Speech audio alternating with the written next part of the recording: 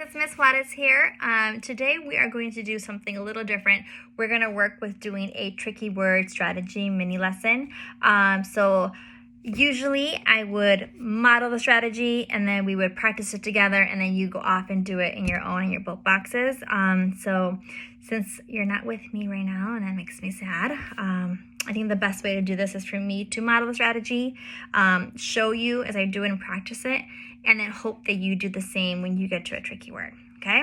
Today I want to teach you that when readers get stuck in a tricky word, they don't just look at the picture, they think about the story. They think about what is going on in the story, what word would make sense, right? And this is important because we've been there, right? We've been stuck in a tricky word. You're looking at the first sounds, you're looking at the picture, you're trying to match it, and you're like, this doesn't make sense. I can't get this word to sound like what I see in the picture, because sometimes the tricky words are not in the picture. So this is a good strategy to start practicing when you want to think about the whole story. What word would make sense, because what's happening in the story. So I'm going to model this with Poppleton by Cynthia Rylant, and you're going to watch me do, and then you'll go off and do it at home. Okay, so let's practice the strategy of thinking about the whole story when getting to a tricky word. So, Poppleton by Cynthia Rylant. This is a new book for me, so just going off the cover, I see a fancy pig and a neighborly dog. Looks like he's going for a walk. We're going to read chapter 1 today of this book. So the chapter is called Neighbors. Neighbors. Poppleton used to be a city pig.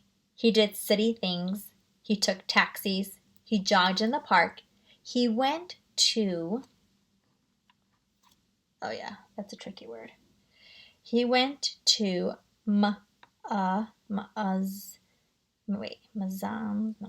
Okay, think about the whole story. Things in the city. So, city things, took a taxi, jogged in the park. He went to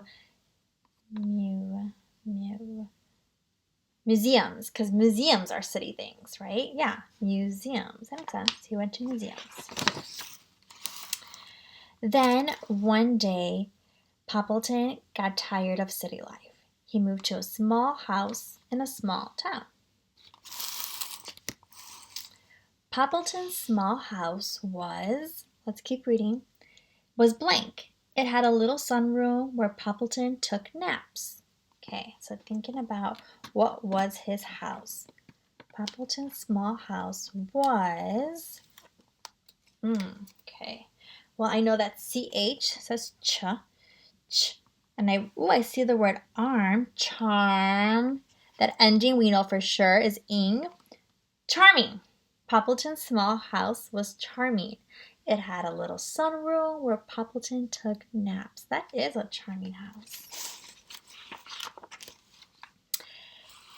It had lots and lots of shelves where Poppleton kept things. It had a little garden where Poppleton planted corn. And it had Cherry Sue. Cherry Sue was Poppleton's new neighbor. Cherry Sue was very friendly. In the morning, she called out, "Yoo-hoo, Poppleton, would you like some blank?" So Poppleton had blank with Cherry Sue. Okay, so before I uncover these tricky words, I'm going to think about the story. She's offering him something to eat, and I know that it's morning. So let's think about that. Would you like some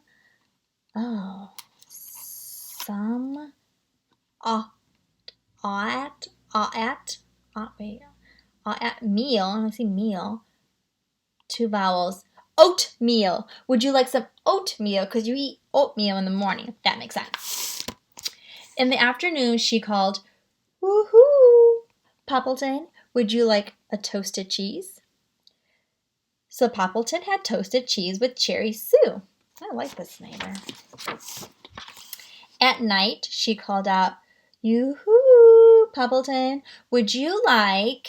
Okay, here we go. Tricky word. Thinking about what is... Oh, I can look at that picture. Would you like spaghetti? So Poppleton had spaghetti with Cherry Sue. That's a time where the picture does help me out. This went on day after day. At first it was fun, but not for long. Some mornings, Poppleton did not want oatmeal. He wanted to sleep. Some afternoons, Poppleton did not want toasted cheese. He wanted TV. Some nights, Poppleton did not want spaghetti. He wanted to practice playing his blank. But Cherry Sue kept calling, "Yoo-hoo, Poppleton." He wanted to play his what? Television, maybe? Phone? Let's see. Oh, do you see it? Do you see what I mean? Does it match? Okay. Oh, I see that word arm again. Harm, on, Ika, harm. He wanted to practice playing his harmonica. So I don't see it in the picture, but I'm thinking about that, hey, he might have other hobbies to do. Absolutely. Oh my gosh, what is happening? So one day, when he was watering his lawn, Poppleton couldn't take it anymore. When Cherry Sue stuck her head out the window and yelled, "Woo-hoo!" Poppleton soaked her with a hose. "Poppleton!" cried Cherry Sue, dripping. Oh, I did not see that coming. Poppleton felt blank. He ran to get a towel for Cherry Sue. "I'm sorry, Cherry Sue," said Poppleton. "I just got so sick of toasted cheese and spaghetti and oatmeal. Sometimes I just like to be alone." All right, Poppleton fell. Think about the whole story. What could he be feeling right now? So he soaked her, and he went to get a towel, so he must have felt, oh, I know that AW sounds special. Full. Awful. That makes sense. He felt awful. So Poppleton felt awful. He ran to get a towel for Cherry Sue. "I'm sorry, Cherry Sue," said Poppleton. "I just got so sick of toasted cheese and spaghetti and oatmeal. Sometimes I just like to be alone." "You too?" said Cherry Sue. "I kept inviting you over because I didn't know how to stop inviting you over," she said. "I thought it might hurt your feelings." Then Poppleton soaked himself with the hose. They laughed and laughed. Poppleton and Cherry Sue were best friends from then on. Aw, they both wanted the same thing. Did you see how when I got stuck on a tricky word, I didn't just look at the picture. I thought about the whole story and thought, what word could make sense here? So now it's your turn. Go off and try, and I'm excited to hear back about how the strategy of thinking about the whole story helped you solve that tricky word. Talk to you soon. Thanks for tuning in. Don't forget to hit subscribe to my channel.